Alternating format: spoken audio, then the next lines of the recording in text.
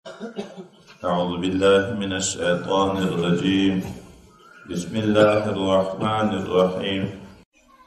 وقال الملك بيويل پاچا خپل مرګري ته اني ارى سبع بقرات سمان ما ولید په خوب کې و بیان ډیر څور مزي چې دی ویالې نه راوته یاکلهن سبع عجاف چې دا مزي بیان اخري څوک اخري و ډنګر بیان اخري شاته هغه سره دا مزي تیر کړ وسبع سنبلات خضر او وږي تک شنه مې ولیده و اخرى یابسات بیا شاته دی غونه نور وچ مې ولیده چې په دې راتاو شو دی ختم. یا ایها الملأ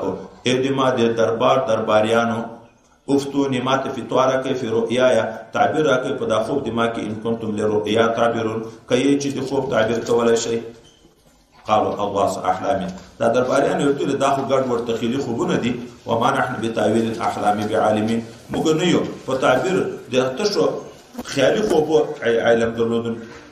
وقال الذين نجا منهما هو الاغسر چې خلاص شو د غدواړو نه چا ساقي وو وذكر اول پیاچو یوسف علی السلام بعد امه پس لډيري مودي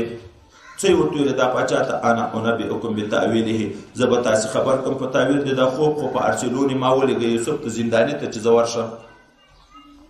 اتورغه ورته یوسف ایها الصديق یوسف علی یوسف چې ډیر رښتونه افتنا فی سبع بقرات سمان مفتا ترجمه راکا د و مزه غیان په باب کې یاکلهن سبع عجاف چې دا وږي مزه غیان اخري و ډنګر وسبع سنبلات خضر او وږي تکشنه و اخرى یابسات او نور بیا وچ کلک. لعلی ارجع الى الناس شاید چې زه خلکو ته بیرته راجع شم لعلهم يعلمون شاید چې دوی پوښي په تعبیر د خوب د پاچا باندې.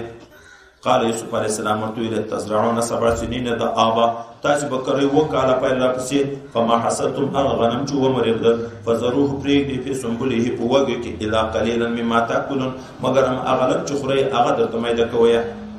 ثم ياتي من بعد ذلك سبع شداد بیا براش ورسته طریقه قوه